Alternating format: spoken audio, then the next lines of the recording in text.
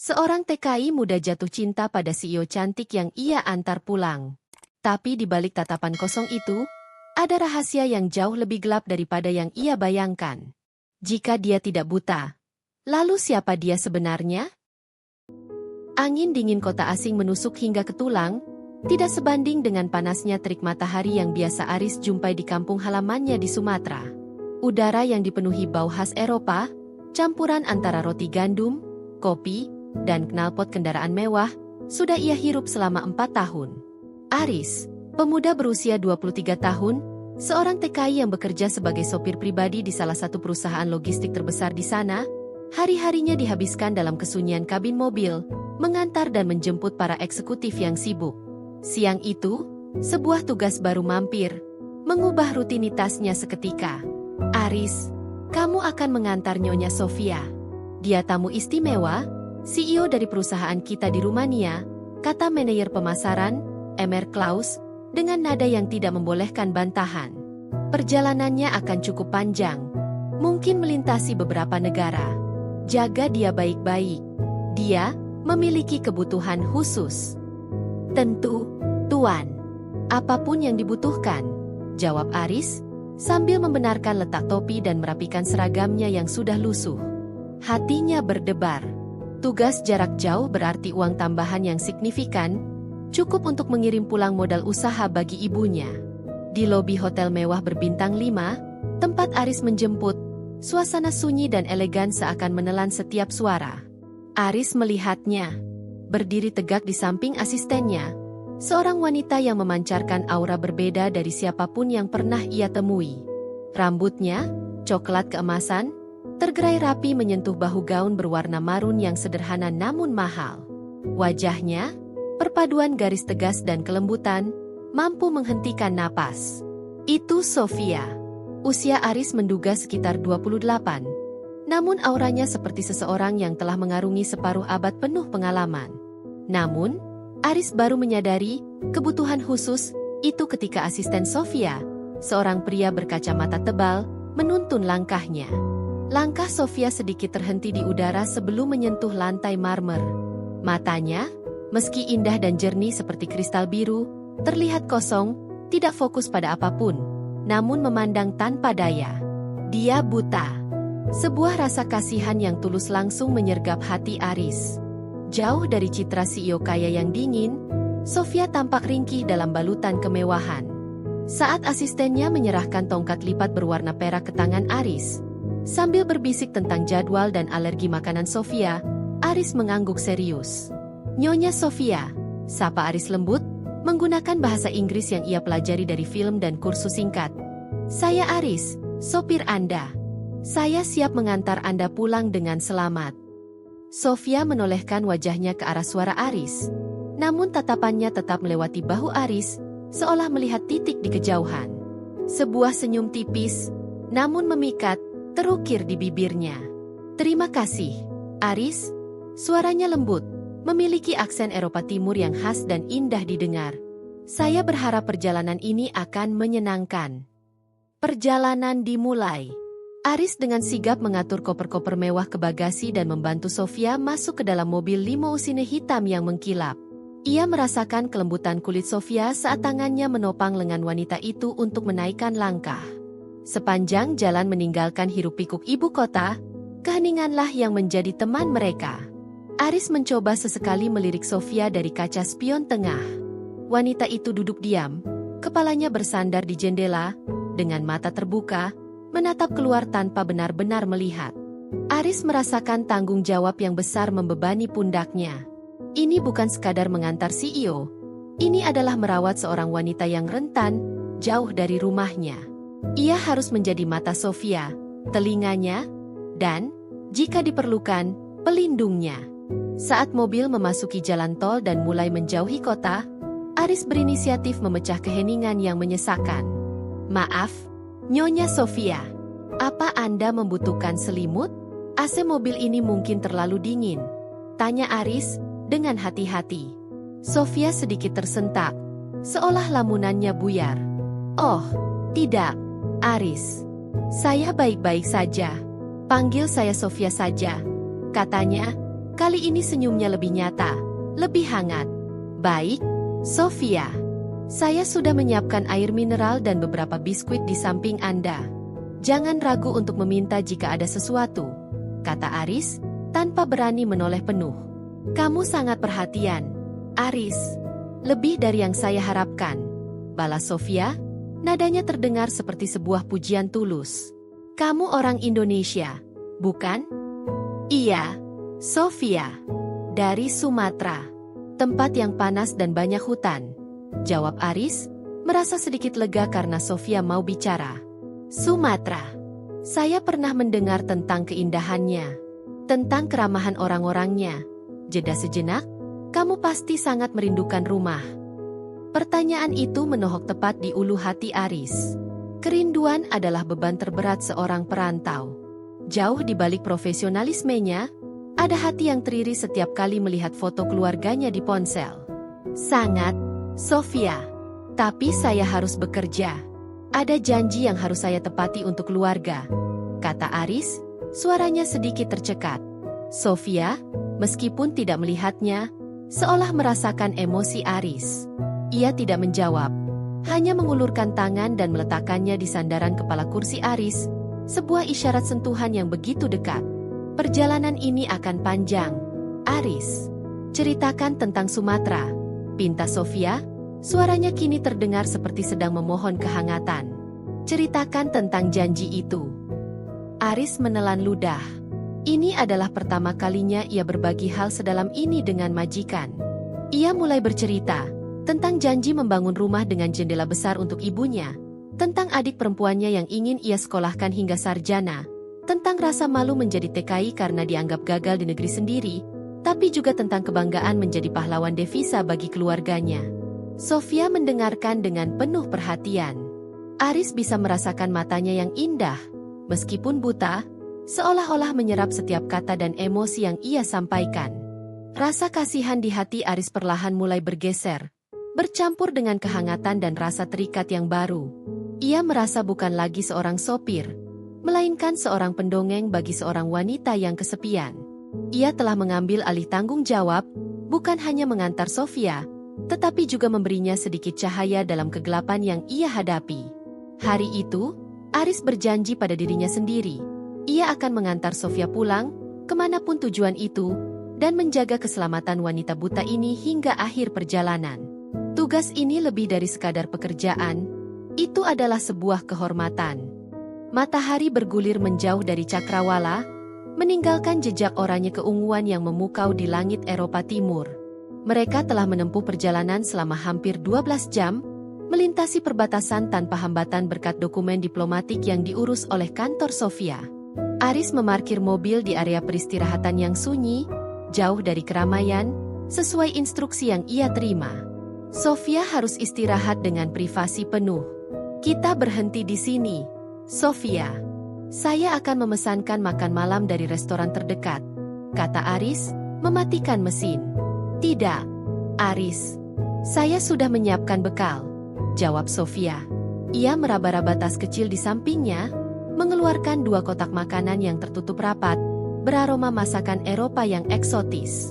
Ini untukmu, dan ini untukku. Mari kita makan di luar, menghirup udara malam, ajaknya, nadanya sedikit jenaka. Aris terkejut. Jarang sekali ia melihat seorang CEO, bahkan yang buta, mau berbagi bekal dan makan di luar mobil seperti seorang musafir biasa. Mereka duduk di kursi kayu yang menghadap ke padang rumput yang luas. Cahaya rembulan tipis menjadi penerangan mereka. Saat makan, interaksi mereka terasa semakin cair. Aris bercerita tentang kebiasaan makan di kampungnya, tentang sambal yang pedas, dan tentang betapa ia merindukan nasi panas. Sofia mendengarkan, sesekali tertawa kecil, tawa yang merdu dan terasa tulus. Kamu tertawa indah sekali, Sofia, puji Aris spontan, tanpa menyaringnya. Begitu kata-kata itu keluar, ia langsung menyesal. Ia takut melanggar batas, takut membuat Sofia tidak nyaman. Namun, Sofia hanya tersenyum. Terima kasih, Aris. Ini makanan yang enak. Saya senang kamu menemaniku. Saat mereka sedang menyantap hidangan penutup, Sebuah momen kecil mengusik Aris. Sofia sedang meraih gelas air yang ada di meja. Gelas itu terletak sedikit di kanan tangannya. Aris siap untuk menawarkan bantuan. Tetapi sebelum Aris sempat bergerak, tangan Sofia langsung bergerak lurus, tanpa ragu, meraih bagian atas gelas air dengan presisi mutlak. Tidak ada gerakan meraba-raba di sekitar, tidak ada kebingungan mencari. Gerakannya cepat, pasti, dan akurat. Tunggu sebentar. Orang buta total, apalagi yang baru buta, biasanya akan sedikit meraba untuk memastikan posisi benda. Gerakan Sofia tadi terasa terlalu alami, terlalu terlatih. Aris menahan napasnya, jantungnya berdegup lebih kencang dari biasanya. Ia mencoba menyembunyikan kekagetannya dengan pura-pura minum. Ada apa? Aris? Kamu terlihat terkejut, tanya Sofia, menolehkan wajahnya ke arah suara Aris, seolah ia benar-benar bisa melihat ekspresi Aris di bawah temaram cahaya bulan. Tidak ada, Sofia. Hans, saya kagum. Anda sangat mandiri, jawab Aris, mencoba meyakinkan dirinya sendiri bahwa itu hanya kebetulan, mungkin ingatan otot yang kuat. Saya sudah lama berjuang dengan ini, Aris, sahut Sofia, suaranya sedikit meredup. Kamu harus belajar untuk bertahan hidup dengan kondisi apapun yang diberikan Tuhan padamu. Aris mengangguk, namun pikirannya mulai bekerja keras. Selama mengantar banyak orang buta atau berkebutuhan khusus lainnya, Aris tahu betul ada perbedaan. Ketika mereka kembali ke mobil, Aris bersikeras untuk menyiapkan tempat tidur darurat di kursi belakang untuk Sofia. Sofia menolak dengan halus, mengatakan bahwa ia lebih suka tidur di kursi depan yang bisa direbahkan, karena kursi belakang terlalu luas dan membuatnya merasa terasing. Saya akan berjaga di luar, Sofia. Jika Anda membutuhkan apapun, panggil saja, kata Aris, membenahi selimut di pangkuan Sofia. Tidurlah, Aris. Kamu pasti lelah. Saya tidak butuh apa-apa, balas Sofia, kemudian ia memejamkan mata. Aris pamit dan duduk di kursi pengemudi, mencoba untuk tidur sebentar dengan posisi tidak nyaman. Namun, rasa ingin tahunya lebih kuat. Ia membuka matanya sedikit, berpura-pura tidur. Melalui celah kecil di antara sandaran kepala, ia mengamati Sofia. Setelah beberapa menit sunyi, Sofia tiba-tiba membuka matanya. Mata biru kristal itu tampak begitu hidup, tidak lagi kosong. Mata itu menatap langsung keluar jendela mobil, ke kegelapan padang rumput. Bukan hanya menatap, tetapi Aris melihat gerakan kecil di pupil mata Sofia. Pupil itu berkedip perlahan, seolah-olah sedang menyerap kegelapan di luar, bukan sekadar memandang kosong. Kemudian, Sofia menggerakkan tangannya. Ia meraih ponselnya yang tergeletak di dashboard, tepat di depannya. Gerakannya sama sekali tidak canggung. Ia memegang ponsel itu, lalu memiringkannya sedikit, dan tanpa menyalakan layar, ia menyentuh beberapa tombol di sisi ponsel, tempat tombol daya dan volume berada. Ia kemudian meletakkan kembali ponsel itu, menutup matanya lagi. Aris tercekat. Orang buta tidak akan tahu persis di mana meletakkan ponsel di dashboard, tanpa meraba sekelilingnya terlebih dahulu. Dan tidak ada orang buta yang akan memiringkan ponselnya, seolah-olah hendak melihat sesuatu di layar yang gelap. Sebuah pertanyaan tajam menusuk benak Aris. Apakah Sofia benar-benar buta? Kecurigaan ini menjadi beban yang berat, menggantikan rasa kasihan yang ia rasakan di awal. Jika Sofia berbohong, mengapa? Untuk apa CEO kaya berpura-pura buta? Apakah ia sakit? Apakah ini permainan yang aneh? Malam itu, Aris tidak bisa tidur. Ia memutuskan untuk mengawasi. Ia mengamati setiap gerakan Sofia, setiap kedipan mata, setiap sentuhan, mencari celah, mencari bukti. Ia menyadari bahwa ia kini tidak hanya mengantar seorang wanita buta. Ia telah memulai sebuah perjalanan yang tersembunyi, sebuah misteri yang melibatkan CEO cantik yang misterius. Rasa ingin tahu bercampur dengan kekecewaan tipis atas kemungkinan adanya kebohongan. Namun, ada satu hal yang tak bisa ia sangkal. Aris semakin tertarik pada Sofia, pada teka-teki yang melingkupinya. Perjalanan berlanjut keesokan harinya, melewati lanskap pegunungan yang diselimuti kabut pagi. Udara di dalam mobil terasa tebal, bukan karena cuaca, melainkan karena kesadaran baru yang dimiliki Aris. Ia kini mengawasi Sofia dengan mata yang lebih tajam, mencari inkonsistensi, sementara di saat yang sama ia harus mempertahankan profesionalisme dan kepura-puraan bahwa ia mempercayai kebutaan wanita itu sepenuhnya. Aris mencoba menguji Sofia secara halus. Sofia, di depan ada persimpangan besar. Mobil di sebelah kiri kita warnanya merah menyala. Dan yang di kanan maaf, tidak ada mobil di kanan, kata Aris, sengaja memberikan informasi yang salah mengenai warna dan keberadaan benda di sekitarnya. Sofia hanya menanggapi dengan anggukan ringan. Baik, Aris. Jangan khawatir. Saya percaya penuh pada kemampuan menyetirmu, jawabnya datar. Aris menghela napas. Jawaban Sofia terlalu diplomatis, tidak memberikan celah. Ia harus mencari cara yang lebih personal. Sofia, panggil Aris. Apakah saya boleh bertanya sesuatu yang mungkin sangat pribadi? Tentu, Aris, jawab Sofia, menoleh ke samping. Selama kita di jalan, kita tidak perlu batasan. Bagaimana rasanya kehilangan pandangan? Tanya Aris. Suaranya dipenuhi empati yang tulus. Bahkan jika ia curiga, rasa kasihan itu tetap ada. Sofia terdiam cukup lama. Keheningan itu membuat Aris ingin menarik kembali pertanyaannya. Rasanya, Aris, ujar Sofia, perlahan, seperti terbangun di ruangan yang gelap gulita, di mana semua perabot dan semua jalan keluarnya kamu hafal di luar kepala.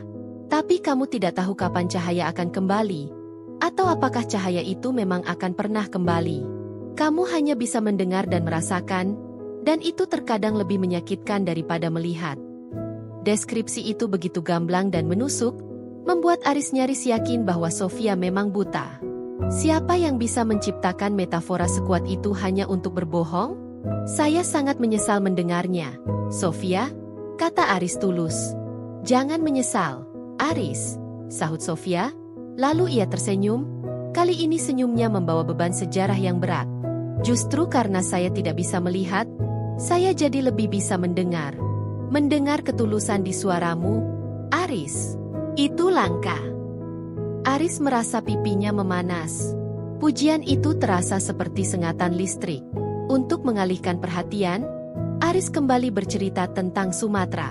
Kali ini, ia menceritakan tentang adat istiadat, tentang rumah gadang, tentang filosofi, sekali air pasang, sekali air surut, yang mengajarkan tentang perubahan dan penerimaan nasib.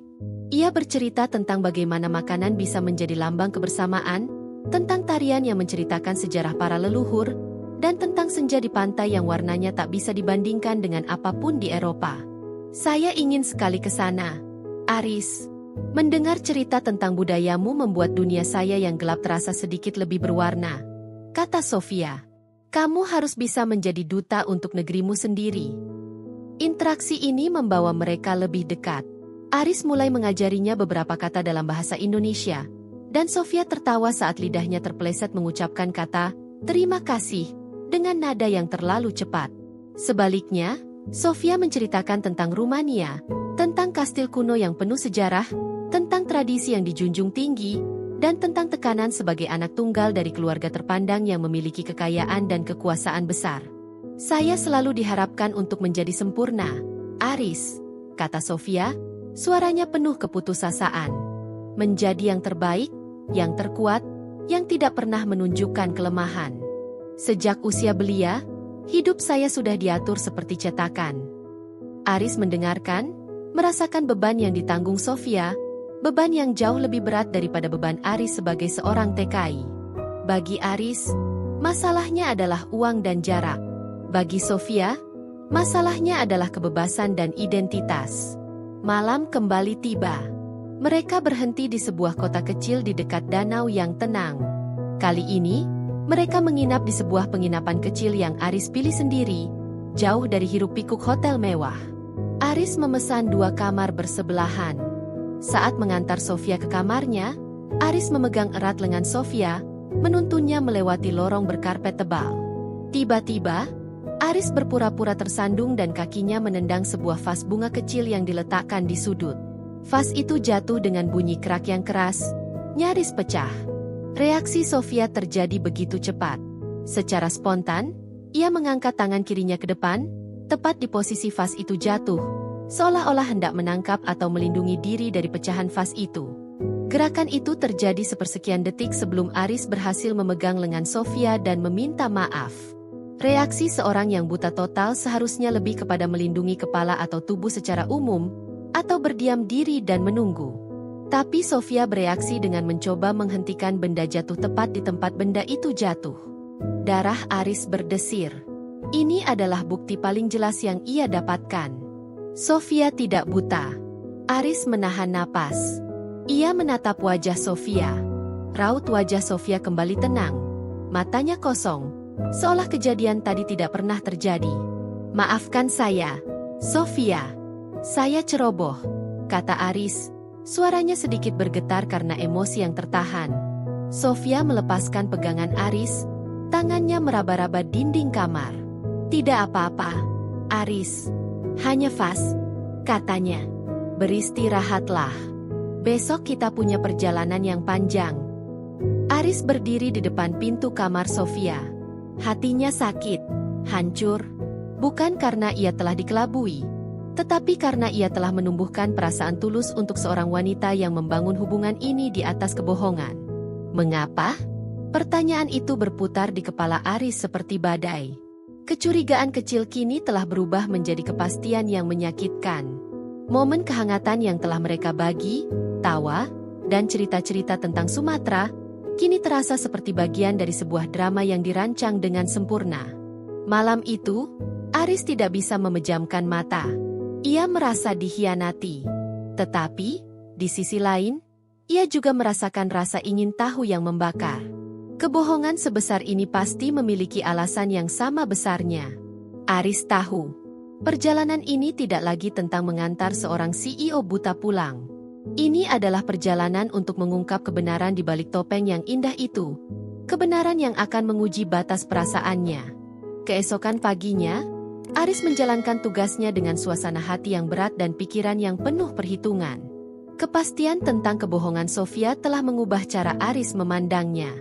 Ia tidak lagi melihat CEO yang malang dan buta, melainkan seorang aktris ulung yang memainkan peran. Namun, ia tidak menunjukkan apapun di wajahnya, memainkan peran sebagai sopir yang penuh hormat dan perhatian. Di dalam mobil, Aris memutuskan untuk tidak lagi mencoba menguji Sofia secara fisik. Ia akan menyerang secara emosional, mencoba mencari celah di balik lapisan pertahanan diri Sofia. Sofia, panggil Aris. Apakah kamu pernah merasa terperangkap? Sofia, yang sedang menatap keluar jendela, menoleh perlahan. Apa maksudmu, Aris?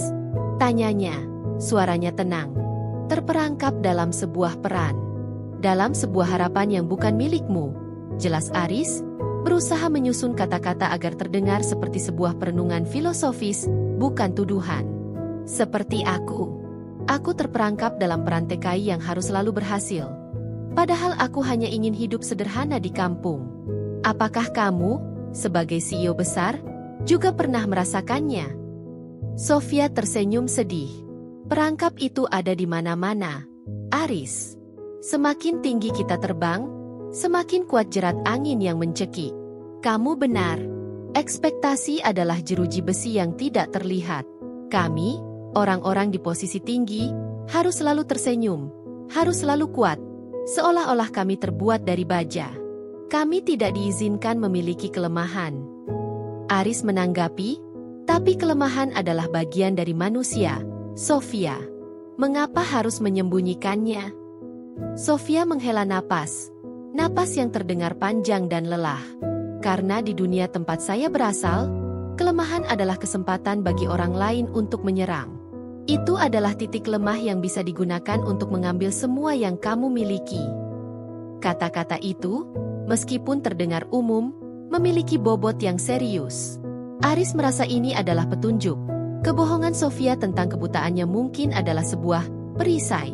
Sebuah upaya untuk menciptakan kelemahan palsu, atau bahkan sebuah strategi untuk melarikan diri dari musuh yang tidak terlihat. Saat mereka berhenti di pom bensin, Aris sengaja meninggalkan tas kecil Sofia, yang berisi dokumen penting, di kursi depan. Ia tahu Sofia akan membutuhkannya. Aris berpura-pura masuk ke toko sebentar. Begitu Aris menghilang dari pandangan, ia mengintip dari balik tiang di seberang jalan. Sofia, di dalam mobil yang sunyi, perlahan merogoh tas di kursi sampingnya. Tangannya, yang biasanya butuh waktu untuk menemukan sesuatu, kali ini langsung menuju ke sebuah amplop berwarna coklat tua di dalam tas. Jemari lentiknya membuka amplop itu, dan Sofia mengeluarkan selembar kertas yang penuh tulisan kecil. Aris menahan napas. Ini dia. Sofia menggerakkan kepalanya, matanya yang indah itu kini fokus sepenuhnya pada kertas tersebut. Ia membaca tulisan yang sangat kecil di kertas itu dengan kecepatan dan ketepatan seorang yang berpandangan normal. Ekspresinya serius, alisnya berkerut, seolah sedang menganalisis sebuah laporan keuangan yang rumit. Beberapa detik kemudian, Sofia melipat kembali kertas itu dengan hati-hati, memasukkannya ke dalam amplop, dan mengembalikannya ke dalam tas, lalu kembali ke posisi semula, dengan mata yang kembali kosong dan pandangan yang hampa.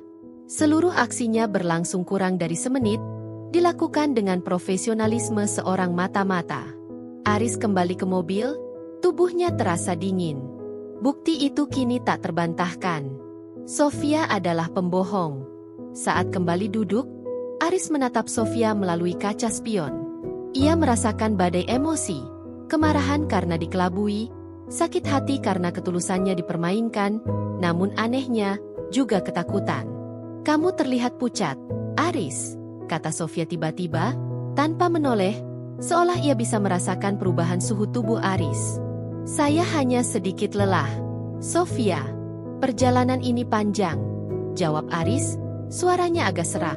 Jangan memaksakan diri, Aris.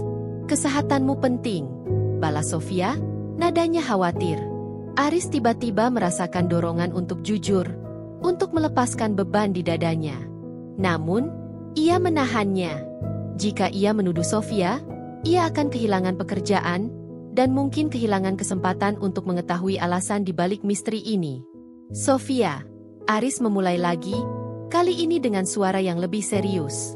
Aku tahu tentang tekanan dari keluargamu. Tekanan menjadi sempurna. Iya. Sofia bertanya, ekspresinya tidak berubah. Aku hanya ingin tahu, apakah tekanan itu sebegitu besarnya hingga kamu merasa perlu melakukan pengorbanan yang sangat besar untuk melarikan diri? Tanya Aris. Kata, pengorbanan, diucapkan dengan penekanan tersembunyi. Sofia memiringkan kepalanya sedikit, seolah sedang menimbang setiap kata. Pengorbanan itu terkadang adalah satu-satunya cara kita bisa mendapatkan kembali apa yang sudah diambil dari kita, Aris. Dalam kasus saya, itu adalah kendali. Kendali atas hidupku sendiri. Tetapi, apakah kendali itu sepadan dengan penderitaan yang harus kamu jalani? Desak Aris, matanya kini menatap lurus ke kaca spion, bertemu dengan bayangan mata kosong Sofia. Penderitaan ada banyak jenis, Aris. Penderitaan karena dilihat oleh semua orang, karena terus-menerus dihakimi, karena tidak pernah diizinkan menjadi diri sendiri. Itu adalah penderitaan yang lebih buruk daripada apapun. Bisik Sofia, suaranya kini bergetar. Penderitaan yang tidak terlihat, Aris, adalah yang paling menghancurkan. Aris terdiam. Kata-kata Sofia terasa seperti sebuah pengakuan terselubung. Ia tidak membicarakan kebutaan, tetapi tentang beban identitasnya. Malam itu, Aris membiarkan Sofia tidur di kursi belakang, setelah ia menyediakan bantal dan selimut. Ia duduk di kursi pengemudi, tangannya memegang setir yang dingin. Keputusan besar harus ia ambil. Mengungkap kebenaran, atau terus membiarkan drama ini berjalan? Dilema Aris kini bukan lagi tentang kejujuran, melainkan tentang cinta yang mulai tumbuh di hatinya. Aris merasakan percampuran aneh antara marah dan iba. Ia marah karena dibohongi, tetapi ia iba karena ia percaya bahwa Sofia, di balik topeng CEO buta itu, adalah wanita yang kesepian dan sedang melarikan diri dari bahaya yang nyata. Aris tahu, ia harus bersabar, hingga Sofia sendiri yang membuka rahasia itu, atau ia harus mengambil risiko dan menantangnya. Mereka telah melewati hari kelima perjalanan. Hubungan mereka mencapai fase keintiman emosional yang aneh. Di satu sisi, Aris sangat protektif dan hangat. Di sisi lain, ia selalu berhati-hati, memantau setiap detail gerakan Sofia. Pagi itu, mereka sarapan di tepi sungai yang tenang. Aris sengaja meletakkan secangkir kopi di tepi meja, agak jauh dari jangkauan normal Sofia. "Kopimu ada di sana, Sofia," kata Aris, menunjuk secara tidak sengaja. Sofia mengulurkan tangan kirinya untuk meraba-raba meja. Gerakannya kali ini terasa lambat dan tidak pasti, seperti gerakan yang ia lakukan pada hari pertama. Namun, Aris tahu, ia hanya berakting. "Ah, maaf, Aris. Aku belum terbiasa dengan letak meja baru," ujar Sofia, nadanya sedikit menyesal. Aris menatapnya, matanya tajam. "Kamu terlihat sangat hebat dalam mengatasi kesulitan ini, Sofia. Aku ingat malam itu kamu bisa meraih gelas dengan sangat mudah. Seolah-olah kamu sudah hafal tempatnya." Aris memancing, kata-katanya penuh makna tersembunyi. Wajah Sofia menegang. Sebuah kerutan tipis muncul di dahinya, namun dengan cepat menghilang. Ia tahu Aris sedang merujuk pada malam di tempat peristirahatan. Memang, Aris. Di rumah, semua sudah terbiasa. Tapi di tempat baru, saya harus belajar lagi. Semua terasa seperti memulai dari awal, jawab Sofia, suaranya tenang, tetapi Aris melihat ada kegelisahan di balik ketenangan itu. Aris tidak puas. Ia harus lebih tegas. "Sofia, aku ingin bertanya sesuatu yang sangat penting. Ini tentang dirimu," kata Aris, meletakkan sendoknya. Suaranya berubah menjadi sangat serius. Sofia meletakkan tangannya di atas tangan Aris. Sentuhan itu hangat, lembut. Tetapi Aris merasa Sofia sedang mencoba menghentikan kata-kata yang akan keluar dari mulutnya.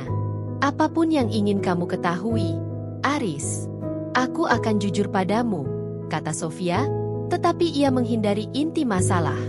"Bukan tentang pekerjaanmu, bukan tentang keluargamu. Ini tentang matamu, Sofia," kata Aris, nadanya bergetar karena beban yang ia tanggung. Keheningan seketika menyelimuti mereka. Hanya suara air sungai yang mengalir yang terdengar. Sofia menarik tangannya, wajahnya berubah pucat. Ia menundukkan kepala. Aku ingin tahu bagaimana rasanya ketika penglihatan itu hilang. Apakah itu bertahap, atau terjadi tiba-tiba?" tanya Aris, memilih jalur yang lebih lembut, memberinya kesempatan untuk mengaku tanpa harus dituduh. Sofia mendongak, matanya berkaca-kaca. Ia terlihat sangat rapuh, bukan CEO yang kuat. "Itu terjadi bertahap, Aris. Tetapi pada saat yang sama, itu terjadi sangat cepat." Sofia memulai, suaranya serak. Aris tahu, ia sedang menciptakan cerita. "Saat itu, 2 tahun yang lalu, saya sedang berada di puncak karir. Saya terlalu banyak bekerja, terlalu banyak tekanan. Mata saya mulai kabur. Saya mengira itu hanya kelelahan. Tapi kemudian, saya didiagnosis." Sofia menarik napas panjang, seolah mengumpulkan sisa-sisa kekuatannya. "Dengan penyakit langka yang perlahan akan mengambil penglihatan saya. Mereka bilang, saya akan buta total dalam beberapa bulan." "Dan itu benar-benar terjadi?" desak Aris, matanya memancarkan keraguan. "Ya, Aris. Pelan-pelan, dunia saya meredup. Pertama, warna-warna. Lalu, bentuk-bentuk. Dan akhirnya, hanya kegelapan." Sofia memejamkan mata, air mata mengalir di pipinya. "Saya menyembunyikan ini dari semua orang di kantor. Mereka tidak akan menerima seorang CEO yang buta. Saya harus berjuang keras untuk terus memimpin, berpura-pura baik-baik saja." "Lalu, mengapa kamu tidak menggunakan tongkat pada awalnya? Mengapa kamu tidak mencari perawatan terbaik di dunia?" tanya Aris, mencoba mencari celah logis. "Saya sudah mencoba, Aris. Tapi tidak ada yang bisa disembuhkan. Dan tentang tongkat, saya tidak mau terlihat lemah di depan kolega dan pesaing. Saya ingin menjaga citra bahwa saya masih mengendalikan segalanya, meskipun saya tidak bisa melihat apa-apa," jawab Sofia, air matanya membuat hatinya Aris hancur. Melihat penderitaan fiktif itu, Aris dilanda dilema besar. Ia tahu Sofia berbohong tentang kebutaannya. Ia tahu Sofia tadi membaca. Tetapi, penderitaan di balik kebohongan itu, penderitaan karena tekanan, karena tidak diizinkan memiliki kelemahan, terasa begitu nyata. Apakah penderitaan yang ia rasakan lebih nyata daripada penderitaan yang ia tunjukkan? Aris mengulurkan tangan dan menghapus air mata di pipi Sofia. Saya mengerti, Sofia. Saya tahu kamu kuat. Saya percaya kamu akan melewati ini, kata Aris, sengaja tidak mengungkit sedikit pun kecurigaannya. Ia memilih untuk membiarkan kebohongan itu hidup, demi menjaga perasaan Sofia. Terima kasih, Aris. Kamu adalah orang pertama yang mendengarkan cerita ini dengan tulus. Kamu tahu, saya merasa lebih aman bersamamu. Jauh dari intrik dan kebisingan. Bisik Sofia, nadanya dipenuhi rasa terima kasih. Aris merasakan ledakan emosi di dalam dirinya. Rasa sakit, kehangatan, dan cinta yang semakin mendalam. Ia mencintai wanita di depannya ini, wanita yang rapuh dan tangguh pada saat yang sama, terlepas dari kebohongan yang ia jalani. Ia memutuskan, ia akan menunggu. Ia akan menunggu hingga Sofia merasa cukup aman untuk melepaskan topengnya sendiri. Saat mereka melanjutkan perjalanan, Aris merasakan ada pergeseran. Jarak emosional di antara mereka menipis. Pengakuan palsu itu telah membuka jalan bagi keintiman yang sesungguhnya. Namun, Aris tahu pengakuan yang sejati akan datang, dan ketika itu terjadi, Aris harus siap menghadapi konsekuensi besar. Perjalanan membawa mereka ke kota besar di Rumania, beberapa jam dari tujuan akhir mereka. Tiba-tiba, Sofia menerima panggilan telepon. Aris tahu, dari ponsel yang bergetar di saku jaketnya, bahwa Sofia tidak bisa menjawabnya karena ia buta. Saat Aris sedang mengisi bahan bakar di sebuah pom bensin yang sepi, Sofia meminta izin untuk pergi ke toilet. Aris menuntunnya hingga ke pintu toilet wanita, memastikan Sofia memegang kenop pintu dengan baik. Tunggu aku di sini, Aris. Jangan pergi, pinta Sofia, suaranya sedikit mendesak. Aku akan menunggumu, Sofia, jawab Aris. Namun, begitu Sofia masuk dan pintu tertutup, rasa ingin tahu Aris yang selama ini ia tahan meledak. Ia melihat sekeliling. Tidak ada siapa-siapa. Ia memutuskan untuk mengambil risiko besar. Aris berjalan ke samping toilet. Dinding toilet itu tidak terlalu tinggi, dan di bagian atas terdapat celah ventilasi. Aris menggunakan kotak besi bekas yang ada di sana sebagai pijakan. Ia harus melihat, ia harus tahu. Ini adalah momen untuk mengakhiri drama ini, atau membiarkannya menghancurkan dirinya perlahan. Dengan jantung berdebar-debar, Aris mengintip. Di dalam, Sofia tidak lagi buta. Ia berdiri di depan cermin, ponselnya menempel di telinga, dan matanya tidak hanya melihat, tetapi memancarkan kemarahan. Ia sedang berbicara dengan seseorang, menggunakan bahasa Rumania yang cepat dan tajam. Aris tidak mengerti bahasanya, tetapi ia mengerti emosinya. Sofia terdengar seperti seorang jenderal yang sedang memberi perintah di medan perang, bukan seorang wanita buta yang rapuh. Wajahnya, yang selama ini lembut dan penuh penderitaan, kini berubah menjadi keras, penuh otoritas. Sofia melemparkan tatapan ke sekeliling ruangan toilet, seolah-olah memeriksa apakah ada orang di sana. Matanya yang tajam mendarat sebentar, tepat di posisi tempat Aris bersembunyi. Aris terkejut. Ia merunduk cepat, hampir saja jatuh. Ketika Aris kembali mengintip, Sofia sudah meletakkan ponselnya. Kemudian, ia melakukan sesuatu yang membuat Aris tersentak. Sofia mengeluarkan sebuah alat komunikasi kecil dari saku dalam jaketnya, mengaktifkan alat itu, lalu meletakkannya kembali. Alat itu sepertinya adalah alat pelacak atau perekam rahasia. Aris tahu, kebohongan ini jauh lebih besar daripada sekadar alasan untuk menghindari pekerjaan. Ini adalah bagian dari rencana besar yang penuh risiko. Aris segera turun, berjalan cepat menuju mobil, jantungnya berdebar kencang. Ia merasa jijik pada kebohongan itu, dan pada dirinya sendiri karena telah begitu mudah tertipu. Cinta dan kekaguman yang ia rasakan berubah menjadi pahit dan hampa. Beberapa menit kemudian, Sofia keluar dari toilet.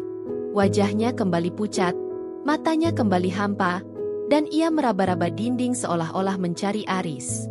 Aris? Panggilnya. Suaranya kembali lembut. Aris berjalan ke arahnya. Namun kali ini ia tidak memegang tangan Sofia. Aku di sini, Sofia.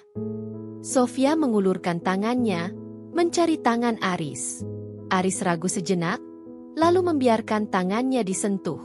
Kamu terlihat marah. Aris, apakah terjadi sesuatu? Tanya Sofia.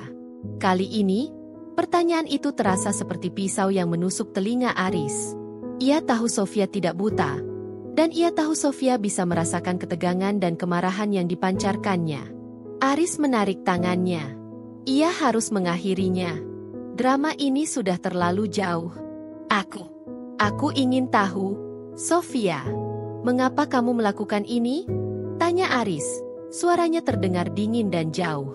Sofia berhenti. Ia berdiri tegak, membiarkan mata kosongnya menatap Aris. Melakukan apa, Aris? Mengapa kamu berbohong? Suara Aris kini meninggi, dipenuhi kemarahan yang ia tahan selama berhari-hari.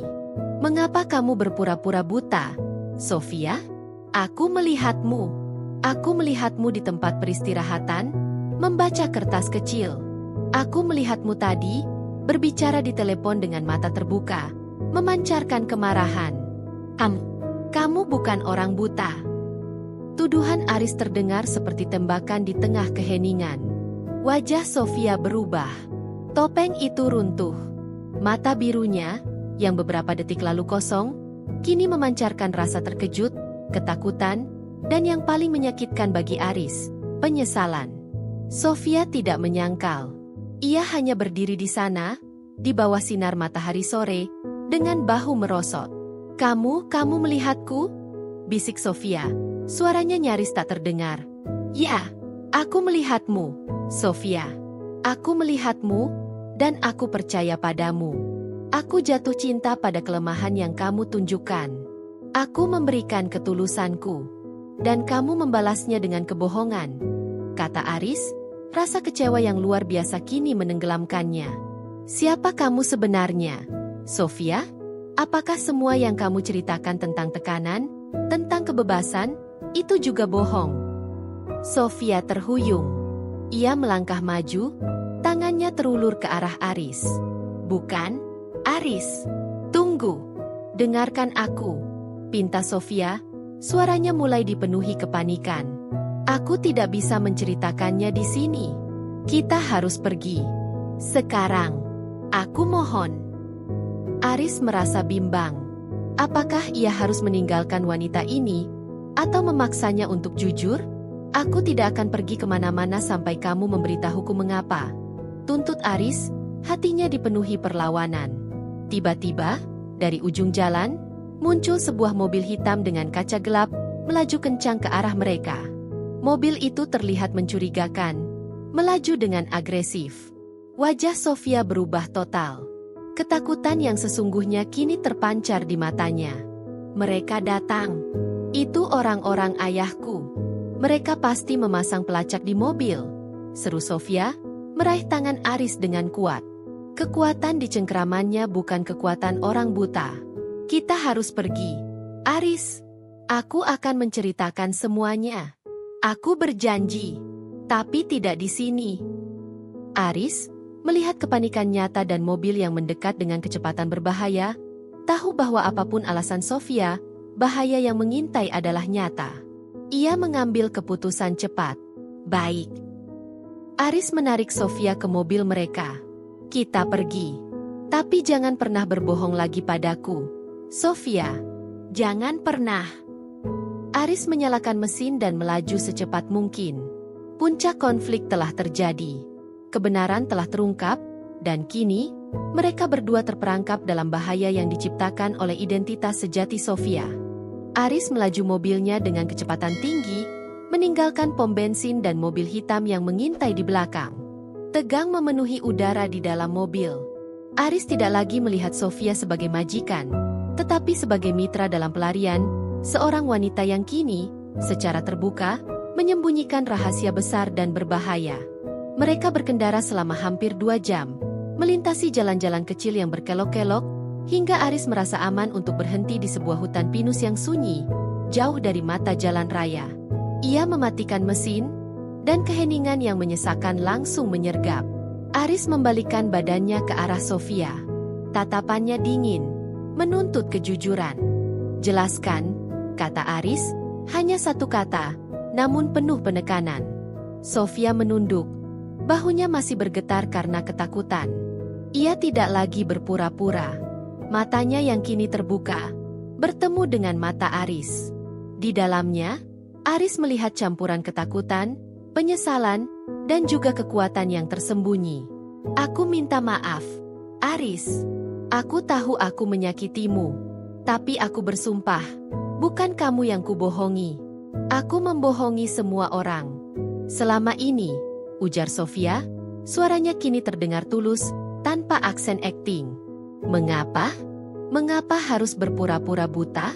Kamu seorang CEO, Sofia. Apa alasanmu melakukan sandiwara ini?" desak Aris. Ia harus tahu. Sofia menghela napas panjang, seolah ia sedang melepaskan beban bertahun-tahun. "Aku bukan hanya Sofia, CEO. Aku adalah Sofia Elena Constantinescu, anak tunggal dari salah satu konglomerat terkaya di Rumania, pemilik dari puluhan perusahaan di seluruh Eropa. Seluruh hidupku adalah aset, Aris. Bukan milikku sendiri." Sofia memulai, suaranya kini kembali pada nada otoritas, namun kali ini bercampur dengan kepedihan. "Ayahku sangat mencintaiku, tapi ia sangat mengontrol. Sejak kecil, aku dididik untuk mengambil alih seluruh kekaisaran bisnisnya.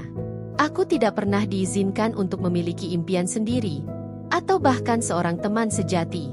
Ketika aku mencoba memberontak, ayah mengancam akan menghancurkan hidup siapapun yang menjadi kekasihku atau impian yang ingin aku kejar," jelasnya.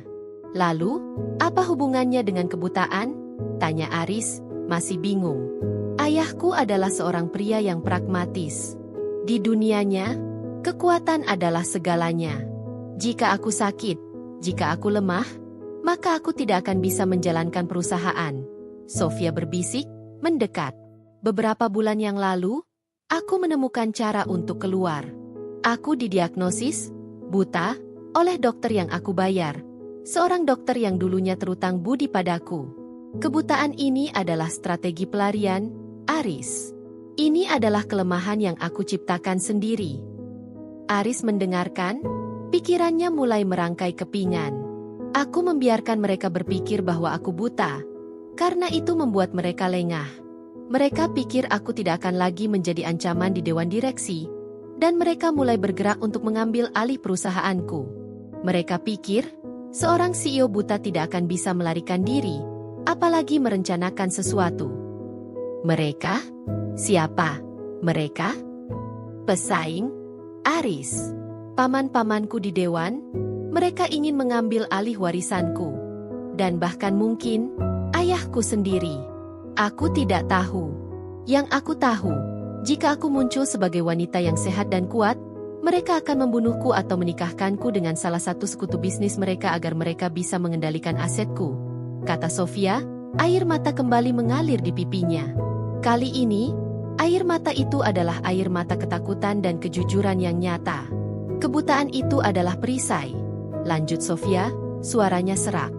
"Aku perlu bersembunyi di balik kelemahan itu agar bisa merencanakan pelarian ini. Aku perlu menjauh dari segala pelacak dan mata-mata mereka, dan aku tahu cara terbaik adalah dengan terlihat tidak berdaya, agar tidak ada yang mencurigaiku." Aris mengangguk, mencerna informasi yang berat itu. "Dan aku hanya seorang sopir TKI. Mengapa kamu memilihku untuk menjadi pelarian MU?" "Karena kamu tulus, Aris. Di antara semua orang kaya, semua pengawal, semua asisten yang aku pekerjakan, hanya kamu yang tidak pernah melihat kekayaanku. Kamu melihatku sebagai seorang wanita yang butuh bantuan. Kamu menawarkan kehangatan yang sudah lama hilang dariku. Kamu tidak pernah menuntut apa-apa, kamu hanya memberi," jawab Sofia. Ia meraih tangan Aris, memegang erat-erat. "Awalnya, aku memilihmu karena kamu tidak memiliki afiliasi di Eropa. Kamu adalah orang asing yang bisa aku percaya untuk mengantarku pulang. Tapi selama perjalanan, aku mulai merasa nyaman bersamamu. Aku mulai menyukaimu, Aris. Aku Sofia. Suaranya bergetar penuh emosi. Setiap cerita yang kamu bagikan tentang Sumatera, tentang janji dan impianmu, semuanya tulus. Itu menyentuhku lebih dari yang kamu bayangkan.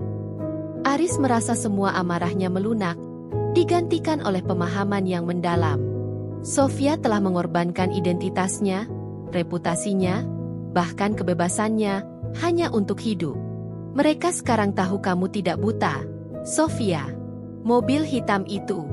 Mereka melihatmu tidak lagi memakai topeng, kata Aris. Suaranya kini dipenuhi kekhawatiran yang tulus. Sofia mengangguk. Aku tahu. Pelacak di mobil itu pasti mengaktifkan peringatan ketika aku bergerak di luar batas yang ditetapkan untuk orang buta. Sekarang, kita dalam masalah besar. Kita harus cepat. Tiba-tiba, Aris merasakan beban yang berat. Ia bukan hanya seorang sopir. Ia adalah bagian dari pelarian seorang konglomerat yang mempertaruhkan nyawanya. Aris, sang TKI lugu, kini menjadi harapan terakhir seorang CEO yang melarikan diri dari takdirnya. Apa yang harus kita lakukan sekarang, Sofia? Tanya Aris, menatap mata biru itu dengan tekad yang baru. Kita harus menghilang, Aris. Menghilang dari dunia ini. Dan hanya kamu yang bisa membantuku, jawab Sofia. Tatapannya kini berubah, penuh harapan. Konflik telah mencapai klimaksnya. Kebenaran telah diucapkan. Aris harus memilih, meninggalkan Sofia dan kembali ke kehidupannya yang aman, atau ikut dengannya ke dalam bahaya yang tidak pasti demi cinta yang baru mekar. Di bawah rindangnya pohon pinus, keputusan yang mengubah hidup Aris harus diambil. Malam telah turun, dan dinginnya udara hutan tidak sebanding dengan panasnya konflik batin yang membakar di dada Aris. Sofia melepaskan cengkeramannya dari tangan Aris, tetapi ia menatap Aris dengan tatapan yang memohon, mata yang kini kembali bersinar penuh harapan dan ketakutan. Aris, kata Sofia, suaranya pelan namun tegas. Aku tahu, aku sudah merusak kepercayaanmu. Tapi sekarang, aku sudah jujur padamu. Aku butuh kamu. Aku tidak bisa melakukan ini sendirian. Aris menghela napas panjang. Kamu ingin aku melakukan apa, Sofia? Kamu seorang buronan dari keluarga yang memiliki kekuasaan besar. Aku hanya seorang TKI yang ingin membangun rumah untuk ibunya. Jika aku membantumu, aku akan kehilangan segalanya. Bahkan mungkin aku akan dideportasi atau lebih buruk. Aku tahu risikonya, Aris. Dan aku tidak akan memaksamu, balas Sofia. Ia kemudian menarik napas dalam-dalam, mengambil sebuah keputusan yang sangat berani. Aku memiliki rencana. Rencana untuk memulai hidup yang benar-benar baru, di tempat yang tidak bisa mereka jangkau. Di tempat yang sederhana, di mana aku bisa menjadi diriku sendiri, bukan hanya seorang CEO. Dan tempat itu bisa dimanapun, Aris. Sofia mencondongkan tubuhnya ke arah Aris. Tatapannya begitu intens hingga Aris nyaris tidak bisa bernapas. Aris, menikahlah denganku. Kata-kata itu menghantam Aris seperti badai. Lamaran itu, di tengah mobil tua, di tengah hutan sunyi, saat mereka sedang dikejar oleh orang-orang misterius, terasa begitu tidak nyata, begitu gila, namun pada saat yang sama, terasa begitu tulus. Menikah? Sofia, kamu bercanda? Tanya Aris, suaranya tercekat. Aku serius, Aris. Aku ingin kamu menjadi pendamping hidupku. Aku ingin kamu menjadi suamiku, partnerku, bukan hanya sopirku, kata Sofia. Suaranya sedikit bergetar. Ini adalah cara terbaik. Dengan menikahimu, aku bisa melepaskan semua aset perusahaan di Eropa, mengklaim sebagian kecil yang tidak bisa mereka sentuh, dan memulai hidup baru di bawah identitas yang berbeda. Kita bisa pergi ke Indonesia, Aris. Kita bisa pergi ke Sumatera. Kita bisa membangun rumah itu untuk ibumu, dan rumah lain untuk kita. Aris menggelengkan kepala, mencoba mencerna tawaran gila ini. Cinta? Ya, ia mencintai Sofia, terlepas dari kebohongannya. Tetapi pernikahan? Dengan seorang konglomerat yang sedang diburu, konsekuensinya terlalu besar. Sofia, ini bukan hanya tentang cinta. Ini tentang dua dunia yang berbeda. Budaya kita, keluargaku, mereka tidak akan pernah mengerti. Dan keluargamu, mereka akan mengejar kita sampai ke ujung dunia, kata Aris, mencoba mencari alasan logis. Aku akan mengurus keluargaku. Kita akan menghilang. Kita akan memulai dari nol. Aris, aku tidak butuh uang. Aku butuh kebebasan. Aku tidak butuh kekuasaan. Aku butuh ketenangan. Dan aku butuh kamu, Aris, desak Sofia. Ia memegang tangan Aris lagi. Kali ini ia menautkan jari-jari mereka. Pikirkanlah, Aris. Tawaran ini tidak hanya mengubah hidupmu, tetapi juga menyelamatkanku. Cinta yang kita bagi selama perjalanan ini, bahkan di balik kebohonganku, itu tulus. Aku melihat masa depan bersamamu, Aris. Masa depan yang sederhana, penuh kehangatan, jauh dari intrik. Bisik Sofia, air mata kembali mengalir. Namun kini air mata itu adalah air mata harapan. Aris memejamkan mata. Ia membayangkan rumah ibunya, impiannya yang telah ia perjuangkan selama bertahun-tahun. Dengan Sofia, impian itu bisa terwujud dalam semalam. Ia membayangkan hidup sederhana di kampung halamannya, bersama wanita yang ia cintai. Tapi ia juga membayangkan bahaya, intrik, dan pandangan menghakimi dari orang lain. Ia harus memilih. Kembali ke zona aman dengan hidup sederhana dan merangkak, atau melompat ke jurang yang berbahaya dengan kekayaan, cinta, dan ancaman? Setelah keheningan yang terasa seperti keabadian, Aris membuka matanya. Ia melihat wajah Sofia, wajah yang kini tidak lagi buta, tidak lagi berpura-pura, tetapi wajah seorang wanita yang mempertaruhkan segalanya, bahkan nyawanya. Aris tersenyum tipis. Senyum itu datang dari hati yang telah mengambil keputusan. Aku akan menikahimu, Sofia, kata Aris, suaranya mantap, memutus semua keraguan. Aku akan pergi bersamamu. Aku tidak tahu apa yang akan terjadi, tetapi aku tidak akan membiarkanmu menghadapi ini sendirian. Aku percaya padamu, pada kejujuran yang sekarang kamu tunjukkan. Sofia menarik napas lega, air matanya kini berlinang haru. Ia memeluk Aris dengan erat, pelukan yang terasa seperti ikrar suci di tengah badai. Terima kasih, Aris. Terima kasih, bisik Sofia. Tapi ada satu syarat, kata Aris, membalas pelukannya. Mulai sekarang, tidak ada rahasia lagi. Kita harus menghadapi ini berdua, sebagai tim. Dan kamu harus jujur tentang semua bahaya yang mengintai. Aku janji, Aris.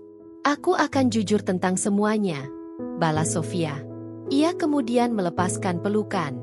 Ekspresinya kini berubah menjadi serius. Wajah CEO-nya kembali. Sekarang, kita harus bergerak. Kita harus menuju kedutaan Rumania yang ada di kota perbatasan. Mereka bisa mengurus pernikahan kilat rahasia. Itu adalah satu-satunya cara untuk mendapatkan dokumen yang kita butuhkan. Lalu, kita akan menghilang dari Eropa. Aris, kata Sofia, nadanya penuh rencana. Aris mengangguk. Ia tidak lagi takut. Ia telah mengambil keputusan, dan sekarang saatnya untuk bertindak. Ia telah memilih cinta dan bahaya, meninggalkan kehidupan lamanya di belakang. Babak baru dalam hidupnya telah dimulai. Sebuah babak yang tidak ia bayangkan sedikit pun saat ia pertama kali bertemu seorang CEO, buta, di lobi hotel. Setelah keputusan yang menentukan, adrenalin dan tekad membakar semangat Aris dan Sofia. Mereka berkendara sepanjang malam, menghindari jalan utama dan hanya menggunakan jalan tikus yang disarankan oleh Sofia. Sebuah bukti bahwa ia adalah seorang wanita yang pandai merencanakan dan memiliki pengetahuan geografis yang luas. Aris menyadari bahwa ia baru saja memilih untuk menikahi seorang jenius. Pagi menjelang, mereka tiba di kota perbatasan, di mana kedutaan besar Rumania berada. Sofia menjelaskan bahwa ia memiliki koneksi lama di sana yang bisa ia percaya. Kita hanya punya beberapa jam, Aris. Pernikahan ini harus dirahasiakan sepenuhnya. Dokumen ini adalah satu-satunya yang akan melindungi kita. Setelah aku menjadi istrimu, secara hukum, asetku akan lebih sulit dijangkau oleh mereka. Dan aku akan bisa melepaskan semua jabatanku. Jelas Sofia, suaranya berbisik. Saat Aris dan Sofia berjalan ke pintu belakang kedutaan, mengikuti petunjuk rahasia yang diberikan oleh kontak Sofia, Aris merasakan ada sesuatu yang salah. Sofia, aku merasa tidak nyaman, bisik Aris. Tempat ini terlalu sepi. Tenang, Aris. Ini adalah jalur rahasia yang hanya diketahui orang dalam, balas Sofia, mencoba meyakinkan dirinya sendiri. Tiba-tiba, dari balik semak-semak, muncul 3 orang pria bertubuh besar dengan setelan jas hitam. Wajah mereka dingin dan tanpa emosi. Nyonya Konstantinescu, sapa salah satu dari mereka, nadanya mengancam. Tuan Besar mengirim kami untuk membawa Anda pulang. Jangan mempersulit kami. Sofia menarik Aris ke belakangnya. Ekspresinya mengeras, memancarkan aura seorang CEO yang sedang berhadapan dengan musuh di ruang rapat. Namun kali ini nyawanya yang menjadi taruhan. Aku tidak akan kembali, balas Sofia tegas. Aku sudah membuat keputusanku. Keputusan Anda tidak penting. Hanya ada satu keputusan yang diakui, balas pria itu, mulai melangkah maju. Aris tahu, ini adalah ujian pertama bagi ikatan mereka. Ujian pertama bagi cintanya. Ia harus melindungi Sofia, apapun risikonya. Aris, sang TKI dari Sumatera, berhadapan dengan pengawal profesional konglomerat Eropa. Mundur, teriak Aris, ia melangkah maju, berdiri di depan Sofia. Pria berbaju hitam itu tertawa meremehkan. Seorang sopir? Kau pikir kau bisa menghentikan kami? Minggir. Nah, ini bukan urusanmu. Ini adalah urusanku. Dia adalah tunanganku. Kalian tidak bisa menyentuhnya. Seru Aris. Ia menarik keluar tongkat besi kecil yang biasa ia gunakan untuk memeriksa ban mobil. Tongkat itu adalah satu-satunya senjata yang ia miliki. Konyol, balas pria itu. Tiba-tiba, pria itu mengeluarkan alat kejut listrik kecil. Pertarungan pun terjadi. Aris, yang dibekali dengan naluri bertahan hidup jalanan dan gerakan lincah, melawan pria-pria berjas itu. Meskipun kalah dalam kekuatan dan perlengkapan, Aris menggunakan kecepatan dan kelincahannya.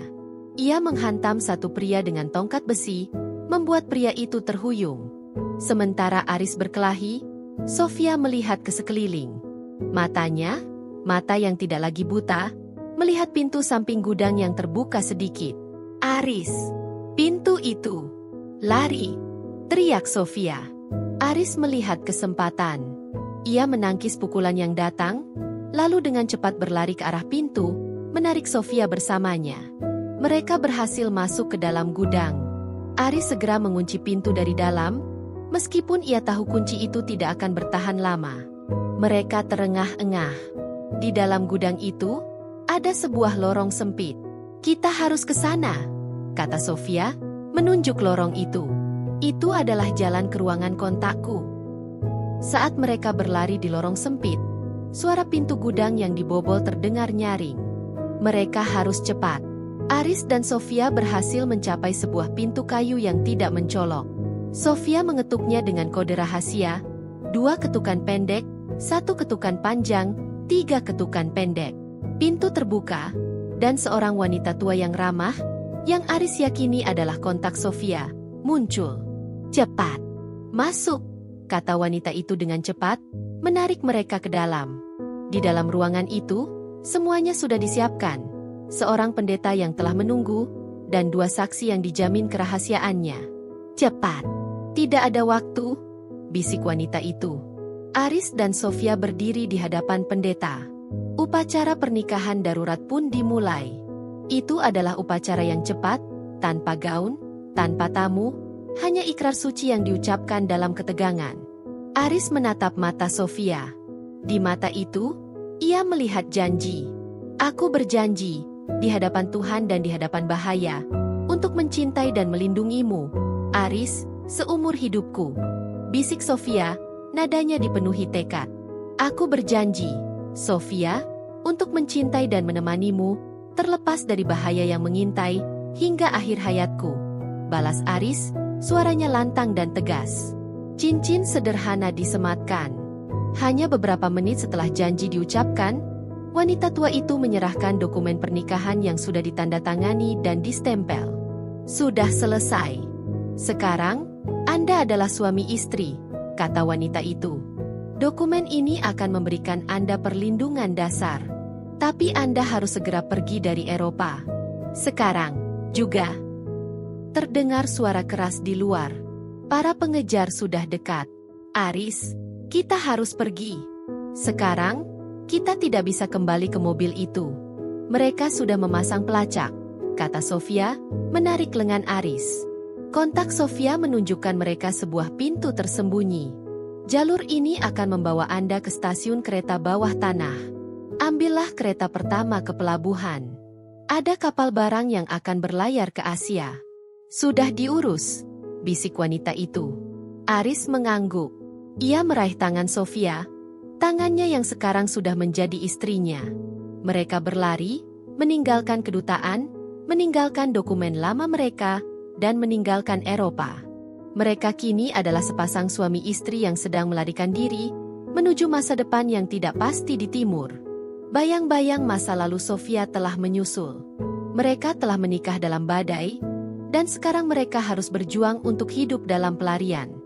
Pelarian mereka berlanjut seperti film aksi. Aris dan Sofia, dengan dokumen pernikahan rahasia yang masih hangat, berlari di lorong-lorong bawah tanah, menghindari pengejar mereka dengan kelincahan yang mengejutkan. Sofia, wanita yang dulunya berpura-pura buta, kini memimpin jalan, matanya tajam dan pikirannya cepat, membuktikan bahwa ia adalah seorang CEO yang tangguh. Mereka berhasil mencapai pelabuhan, menyamar sebagai pekerja pelabuhan dengan pakaian lusuh yang dibeli secara tergesa-gesa. Sofia menggunakan sisa uang tunai yang ia sembunyikan di saku jaketnya untuk menyuap mandor kapal barang tua yang akan berlayar ke Asia. Kapal itu akan membawa mereka melintasi samudra, menjauh dari jangkauan keluarga dan musuh Sofia. Di lambung kapal yang gelap dan berbau minyak, Aris dan Sofia duduk berdekatan, bersandar pada tumpukan karung gandum. Deburan ombak adalah satu-satunya suara yang menemani mereka. Kita berhasil, bisik Aris. Suaranya dipenuhi rasa lega dan tak percaya. Sofia bersandar di bahu Aris. Untuk pertama kalinya ia benar-benar terlihat lelah. Kita baru saja memulai, Aris. Pelayaran ini akan memakan waktu sebulan. Setelah itu, kita akan berada di Asia Tenggara. Kita harus memutuskan di mana kita akan memulai hidup baru kita. Kita akan ke Sumatera, Sofia, jawab Aris, suaranya tegas. Kita akan kembali ke kampung halamanku. Di sana, tidak ada orang yang tahu siapa kamu sebenarnya. Di sana, kamu akan aman. Di sana, kita akan membangun rumah itu, dengan jendela besar untuk ibuku, dan jendela lain untuk kita. Sofia mengangkat kepalanya, matanya bersinar. Sumatera, tempat di mana aku bisa menjadi Sofia, istri Aris, bukan lagi Sofia Elena Constantinescu, CEO yang harus sempurna. Iya, Sofia. Di sana, kamu akan bebas. Kamu bisa menjadi dirimu sendiri, tanpa harus takut. Aku akan menjagamu, janji Aris, memegang tangan Sofia dan menciumnya. Selama pelayaran panjang itu, Aris dan Sofia tidak hanya merencanakan masa depan, tetapi juga saling mengenal lebih dalam, tanpa ada lagi kebohongan yang menghalangi. Sofia menceritakan tentang intrik bisnis ayahnya, tentang bagaimana ia diam-diam mengalihkan sebagian kecil asetnya ke rekening yang tidak terdeteksi, yang kini akan menjadi modal mereka untuk memulai hidup baru. Aris, di sisi lain, mengajari Sofia tentang bahasa, budaya, dan adat istiadat Indonesia. Suatu malam, Sofia menatap Aris. Aku punya kejutan untukmu, Aris. Sofia mengeluarkan dokumen kecil dari tasnya. Itu adalah dokumen pengunduran dirinya dari semua posisi di perusahaannya, dikirim melalui koneksi rahasia di kedutaan sebelum mereka melarikan diri. Dan yang lebih mengejutkan, itu adalah surat hibah yang secara hukum menyerahkan sebagian kecil kekayaan yang ia selamatkan kepada sebuah yayasan pendidikan di Indonesia, dan sebagian untuk Aris dan dirinya. Aku bukan lagi CEO, Aris. Aku adalah pengantinmu. Aku tidak akan lagi menjadi incaran. Mereka akan berpikir aku telah menyerah, atau hilang, kata Sofia, senyumnya tulus dan lega. Aku ingin memulai dengan jujur. Semua uang ini adalah untuk kita, untuk impian kita, dan untuk membantu orang lain di kampungmu. Aris menatap dokumen itu. Kekayaan yang ia damba-dambakan selama bertahun-tahun kini ada di tangannya. Bukan karena ia menjual diri, melainkan karena cinta yang tulus dari seorang wanita yang ingin melarikan diri dari takdir. Ini adalah awal yang benar, Sofia, kata Aris, matanya berkaca-kaca. Setelah sebulan pelayaran yang menegangkan dan romantis, kapal itu akhirnya berlabuh di salah satu pelabuhan besar di Asia Tenggara. Aris dan Sofia turun, berpegangan tangan. Mereka tidak lagi berpakaian mewah atau seragam sopir. Mereka berpakaian sederhana, seperti sepasang turis yang baru datang. Di bandara, mereka memesan tiket pesawat ke Medan, Sumatera Utara. Saat pesawat lepas landas, meninggalkan benua yang penuh intrik dan bahaya, Sofia menyandarkan kepalanya di bahu Aris, menatap keluar jendela. Mata birunya tidak lagi memancarkan ketakutan, tetapi kelegaan. Kita berhasil, suamiku, bisik Sofia. Ya, istriku, balas Aris, merangkulnya erat. Mereka tidak tahu apa yang menanti mereka di Sumatera. Mungkin akan ada kesulitan budaya. Mungkin akan ada tantangan untuk beradaptasi. Tetapi mereka sudah melewati yang terburuk. Kebohongan, pengkhianatan, dan pelarian dari kematian. Mereka telah memilih kejujuran, cinta, dan kehidupan yang sederhana. Aris, sang TKI muda, telah mengantar pulang seorang CEO cantik yang berpura-pura buta. Namun, ia tidak mengantar Sofia ke Rumania, melainkan ke kampung halamannya sendiri.